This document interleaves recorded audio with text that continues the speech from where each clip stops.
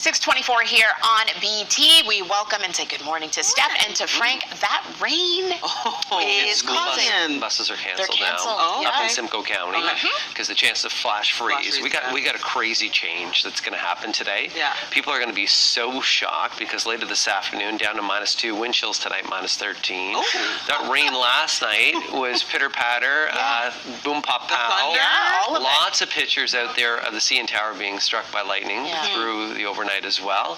Here we are, February, guys. March just comes in on Friday. Yeah. I can't believe we're going to have like a 30-degree dip in the feeling, at least, outside. Record-breaking highs to back to reality. All right. Well, got to get back to How reality, long does folks. the reality last for? Short. Yeah, the weekend we're back up to double digits again. Oh, wow. Oh, Okay, we'll be in fantasy land soon. We're back in fantasy land soon. All right. This is pretty interesting. Globe and Mail columnist Andrew Coyne, he put out this tweet, started a discussion. So the tweet says, would the world be a better or worse place without social media or the smartphone?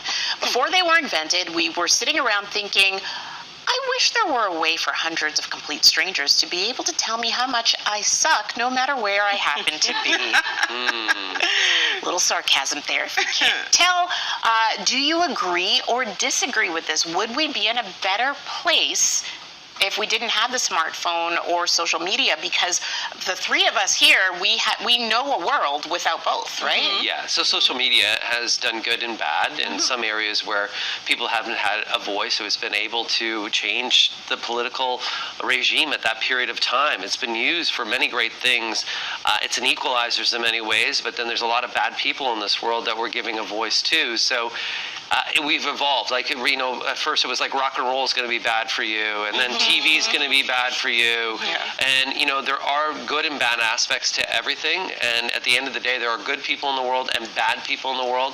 And that's how they use those tools. And we got to moderate it somehow. I think we have to moderate it somehow, and I agree. I think that too much of anything can be a bad thing. And I'm trying to think about back in my day, when there was no social media, 2001, when there was no social media and really no Facebook, even email was just, you know, kind of Hotmail, you know, was the first kind of, you know, and I felt like life was good.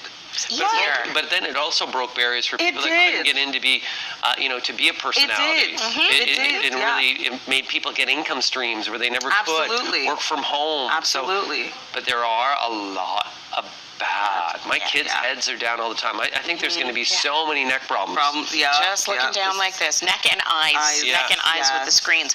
I think that it is in moderation, and it's how we adapt to it, how we use it, because people they're always going to be bad actors out there. 100%. It's like how we adapt and change how we react to those bad actors. And who we ignore. And who we ignore.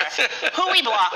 I do that sometimes use too. The block. Use it or mute. It works wonders. Let me tell you. 6:27 here on BT. We're heading to break here. We'll say good morning to Sid Sarah coming up after the break, and we'll have your top stories. You're watching BT.